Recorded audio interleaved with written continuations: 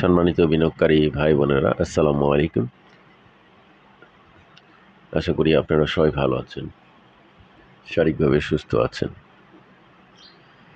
আমি আজকে 21শে আগস্ট বুধবার 2024 ভিডিও আলোচনা করছি। আজকের আলোচনার শিরোনাম হচ্ছে বর্তমানে নজরে রাখার মতো যে 5টি শেয়ার। এই শিরোনামে আমি আপনাদেরকে 5টি শেয়ার নিয়ে আলোচনা করব এবং তাদের অবস্থান সংক্ষিপ্ত আকারে দেখাবো।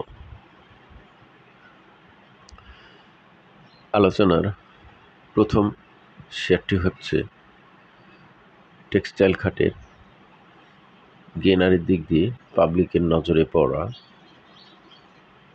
9 নম্বর 36,28,600 ভলিউম নিয়ে 6,72,00,000 টাকার শেয়ার ট্রানজ্যাকশন করে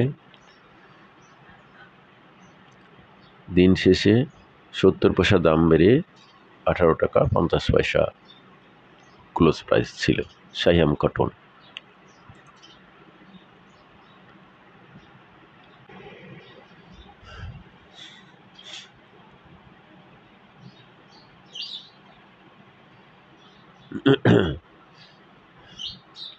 এক বছরে 19 টাকা 30 সর্বোচ্চ। নেট অ্যাসেট ভ্যালু অসাধারণ 36 টাকা 78 পয়সা। নেট অ্যাসেট ভ্যালু অনুযায়ী 367 টাকা হলেও ফান্ডামেন্টাল রেশিও বহন করবে। June closing share.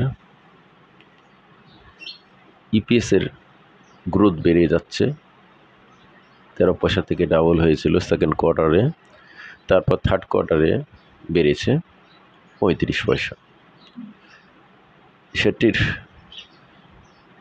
Net operating cash flow বিশাল একটা অসীম গ্রোথ, 40 পয়সা মাইনাস ছিল সেকেন্ড কোয়ার্টারে 2 টাকা 52, থার্ড কোয়ার্টারে 11 টাকা 7 পয়সা। অসাধারণ এবং অবিশ্বাস্য বৃদ্ধি। এক বছরের মধ্যে 16 টাকা 10 এভারেজ প্রাইস। এখন আমাদেরকে দেখতে হবে শেয়ারটি পরবর্তী সময়ে 19 টাকা 50 পয়সা ক্রস করে কিনা, করে নতুন ক্লোজ ভ্যালু হচ্ছে কিনা। 19 টাকা 50 ক্রস করে নতুন ক্লোজ ভ্যালু করলে তারপর শেয়ারটি একটা পরবর্তী 20 টাকা 60 পয়সা এই দুটো ভ্যালু ক্রস করে নতুন ক্লোজ ভ্যালু হলে শেয়ারটি পুনরায় ভালো হওয়ার সম্ভাবনা উড়িয়ে দেওয়া যাবে না।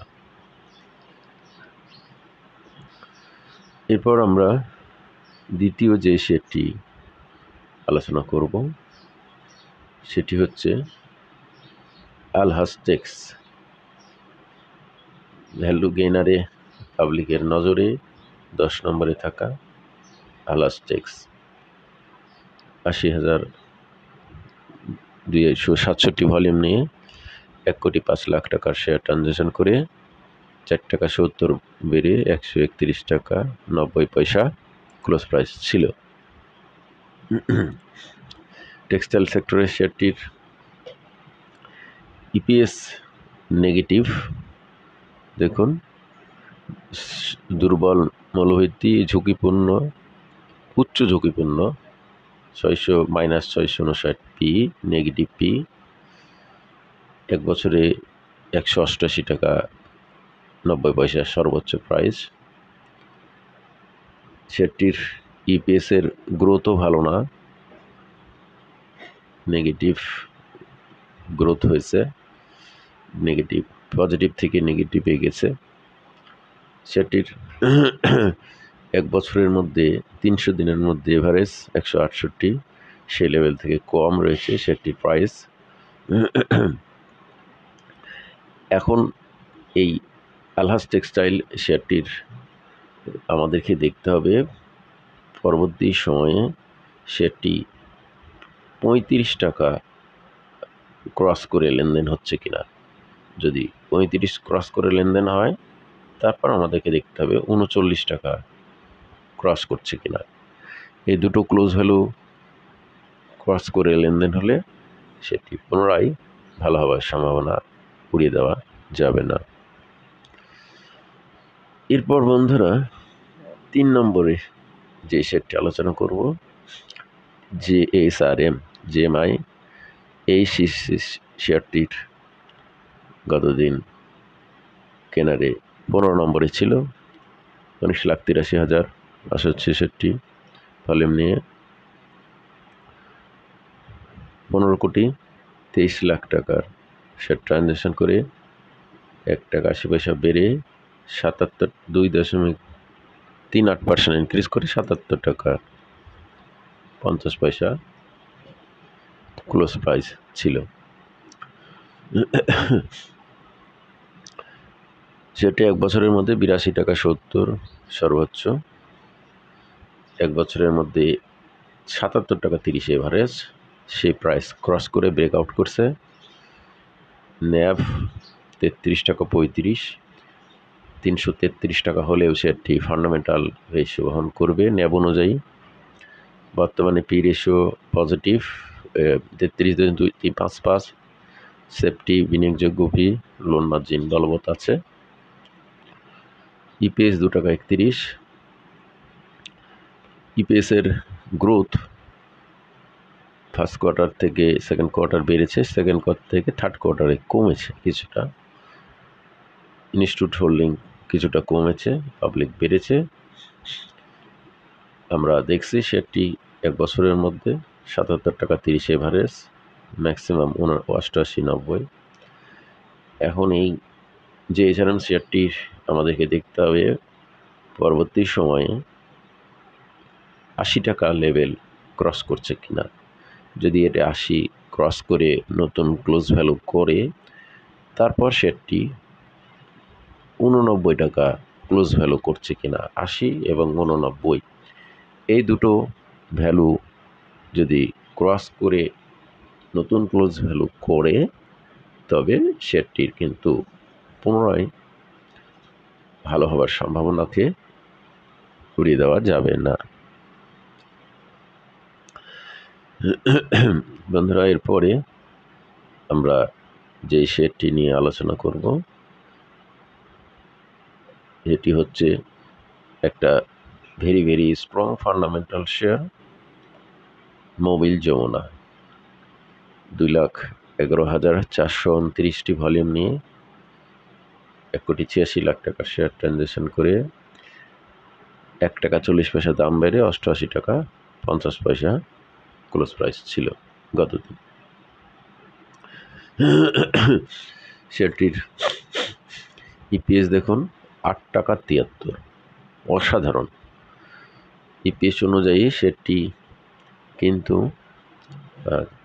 430 টাকা লেভেলেও 430 টাকা লেভেলেও শেয়ারটি প্লাস লেভেলেও নন মার্জিন থাকবে। বর্তমানে পি রেশিও 10.14, খুবই চমৎকার। সেফটি বিনিয়োগযোগ্য পি, লোন মার্জিন বলবৎ রয়েছে।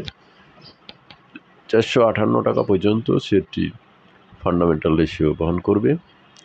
1 বছরে 92 টাকা হাইয়েস্ট প্রাইস। আমরা শেয়ারটির ইপিএসের গ্রোথ দেখুন 2 টাকা 70, কোয়ার্টারে 2 টাকা 31, থার্ড কোয়ার্টারে কিছুটা গ্রোথ কমেছে, কিছুটা মানে অনেক কমেছে। ডিভিডেন্ড হিস্ট্রি খুবই চমৎকার, 70, 45, 45, 55, 50, 50, অসাধারণ ডিভিডেন্ড হিস্ট্রি। বর্তমানে ইপিএসও 8 টাকা 73। Quarter 3 net operating cash flow ভালো আছে, 8 টাকা 4। ডিভিডেন্ড নীল খুবই চমৎকার, 5.65। ইনস্টিটিউট কোটায় কিছুটা বাই হয়েছে এবার। এভারেজ প্রাইস 300 দিনের মধ্যে 85 টাকা দেখছি, সেই লেভেল থেকে বেড়ে গেছে। এখন এই শেয়ারটি আমাদেরকে দেখতে হবে ৳92.50 নতুন ক্লোজ ভ্যালু করছে কিনা। যদি নতুন করে এই 92.50 ক্লোজ ভ্যালু করতে পারে, তারপর আমাদেরকে দেখতে হবে ৳96। এই দুটো ক্লোজ ভ্যালু যদি করে নতুন ক্লোজ ভ্যালু তৈরি করে, তাহলে শেয়ারটির পুনরায় ভালো হওয়ার সম্ভাবনাকে উড়িয়ে দেওয়া যাবে না। এরপর আমরা সবশেষের যে শেয়ারটি আলোচনা করব,